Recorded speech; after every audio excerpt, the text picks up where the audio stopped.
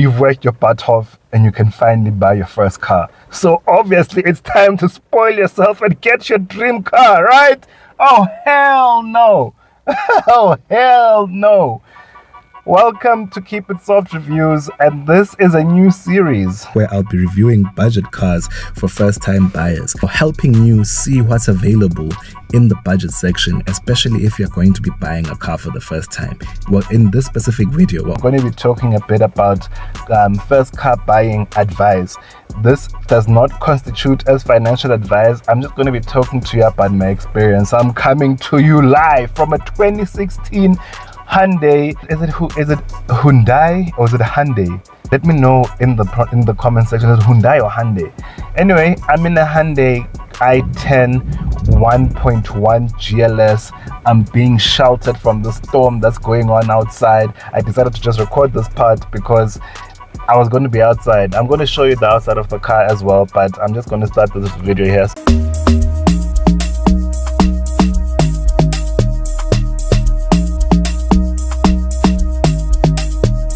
So when we were buying a car in December 2017, my wife had been working for a few months and she was absolutely tired of taking a taxi. Also, it was a big stress taking a taxi after work because she had to walk for quite a distance, but not walk, run, because when she worked, she was getting out pretty late, and she had to get to the place where you get the first taxi because of a certain time frame where the taxis were there.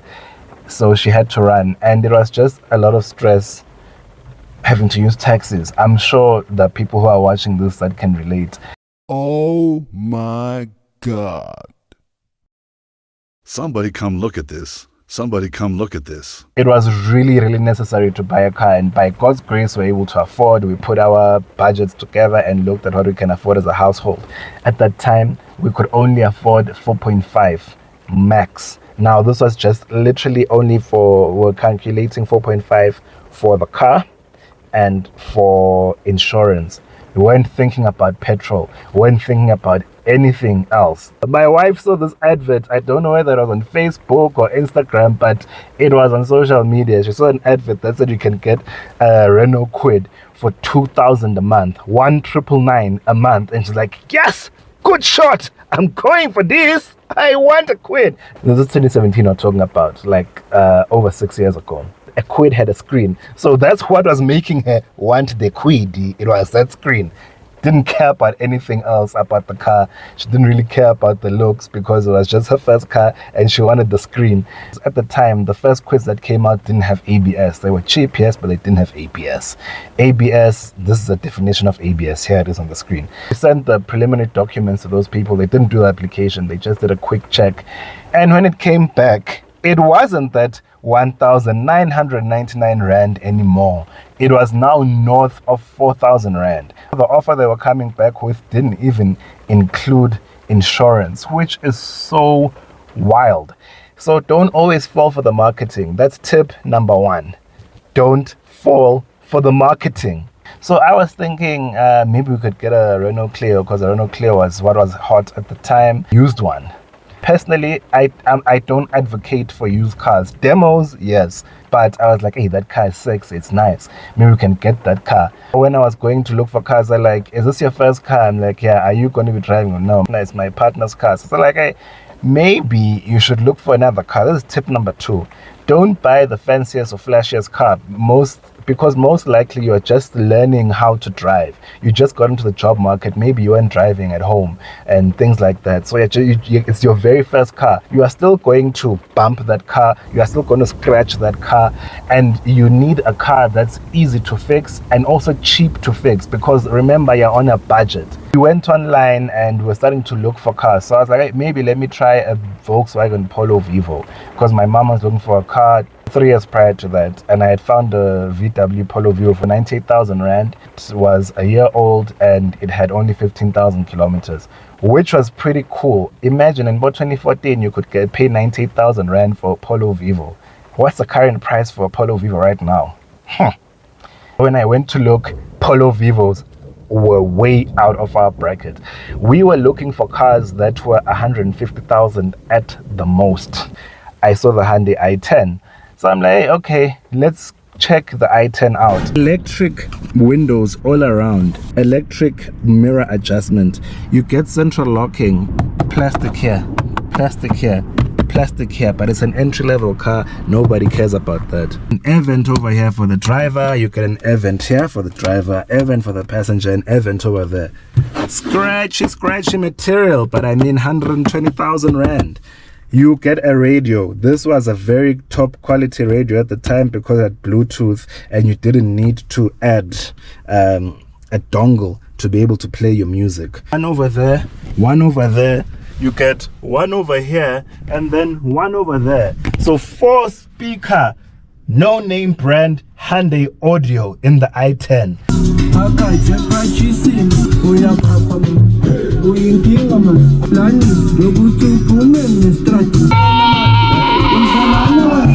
Yo. If you're this far in the video and you enjoy this type of content, please click the subscribe button. Please give the video a like so YouTube can keep suggesting it. Hey man, shades when I'm fana man. Dango! Please do all of that I just said, and please share everywhere so you can help me grow. Please also let me know in the comment section which other budget vehicles would you like me to add to the series where I review, so that only the driver's window is automatic, but it's automatic down, it's not automatic up. You have a handbrake, you have one USB port, and you have an aux cable as well. It even says iPod over here. You see how old this car is? iPods were still a thing. We have 2 cup holders here, one big one, one small one. The storage area in the door bin is not good at all. You can only fit documents here, and who keeps documents on the side of their door? On your steering wheel, you can control your media and your mode here, and then the volume and the mute, which is a welcome addition because you don't need to be coming here to change anything. No digital dash either. Remember, this is 2016. Cloth seats. Manual adjustment are comfortable. This car has taken us from Joburg to Swaziland, Joburg to Durban and back about 3 times. You get seat pockets here, you get a cup holder, a single cup holder over here.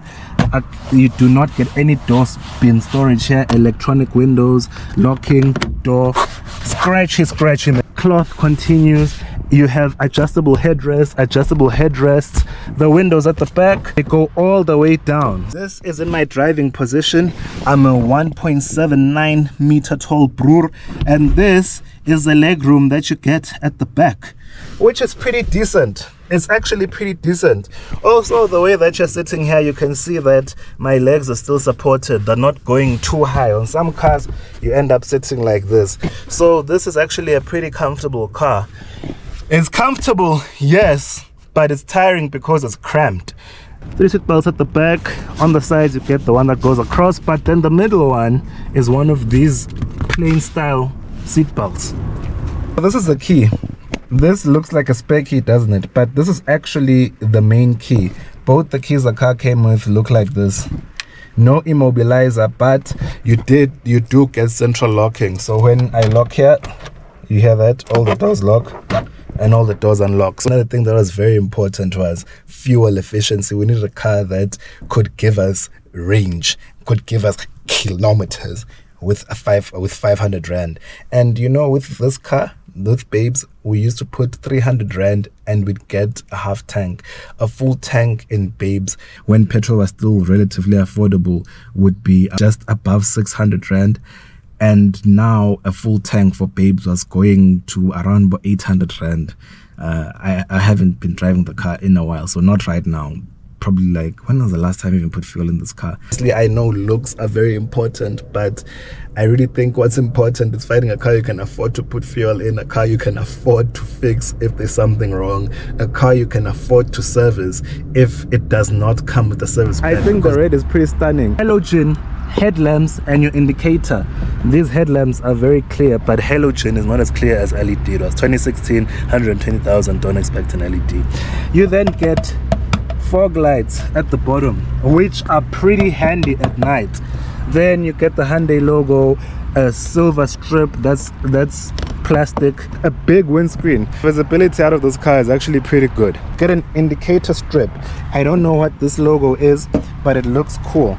Then I don't even know what size these wheel caps are, but you get wheel caps and not rims. Consumer content creation. So yeah, you get these color-coded strips here, they're not black. Your brake lights, rear fog lights, and then you have your indicator over here. Indicator over here, reverse lamps. You get i10 written at the back, Hyundai logo in the boot lid, and the boot manually opens. Why would you expect an electrically operated tailgate in 2016 for 120,000? Grow up. Rear bumper, which again has this color-coded strip over here. In some cars it's black. You get a reflector here and a reflector there. No exhaust pipes showing. The exhaust pipes are underneath. Woohoo! But then again, who cares about exhaust pipes in a 120,000 rand car? You get a brake light over here, a very, very big glass at the back, so visibility at the back of the i10 is actually pretty good. You get this wiper at the back as well. And that, my dearies, is the exterior of the Hyundai i10. Let's see if the Dawn can fit into the booty. How many liters is this? I have no idea, but you know what I'm going to do? I'm going to tell you and put it on the screen. This is how big the boot is. Let's see if I can fit inside. Oh man, it's going to be a squeeze. No, I'm not even going in. Oh god, oh my god, I can't fit into the boot. But you know what fits into this boot? Ruhama's stroller. I can't fit into this, but guess what fits? A baby pram. Practicality, my dear. Practicality. Tip number 3. When you go to a dealership, stay away from telling them how much you want to pay every month. Rather look at the price of the car, because how much you pay a month is affected by a lot of things. Interest rate, which interest rate is affected by how long have you been a driver, your credit record, your age. So there's interest rate. And then there's also, do you have a deposit? Because that then brings down the price of the car.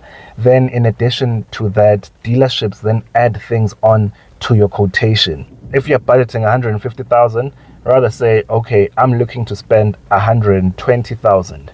Because they're going to try and push you to the car that's 130,000, 140,000, when you know that your budget is 150. So do not tell them how much you want to spend every month. Because if you say you want to spend 5,000 rand, they can make a car which is not worth anywhere near to 5,000 rand a month worth 5,000 rand a month. Tip number 4. Please get quotations from multiple dealers. You don't need to go to the first dealer you go to and you find a car that you like and you're like, yes, that's it. This is exactly what I'm going to buy. Get quotations from at least 3 different dealerships and pit them against each other. Be transparent. Go to the one that you actually want to buy with and said, this is the best quote I've got. I want you to give me your car. This is it. That's tip number 4. Anyway, I did not know any of this at that time, and we really wanted this car. So when we went to the dealership, the finance people really duped us, because we had checked on FNB to do the affordability, and they were offering us 11% at the time. But that was just a calculation. It was just a calculation. We hadn't gone through with an application. So when we got to the finance place, we told them how much we wanted to pay every month. Neither I or my wife looked at the quotation they gave us. We were just told the price of the car, 125,000. That's how much the car was. On that parking lot, there was also a Grand i10, which I thought maybe would be nicer because it had more space. But the thing is, the Grand i10 was going to cost us 500 to 800 rand more every month, which we did not have. Guys, I was earning 9.5, my wife was earning 11.5. We did not have an extra 500 to 800 rand every month to pay. So we stayed away from that. But the finance people duped us. When we got there, we said, okay, can we have fixed interest, because we don't know what's going to happen in the next 6 years, and we want to know exactly how much we're going to pay. We want to budget, because we're stretching ourselves at that point.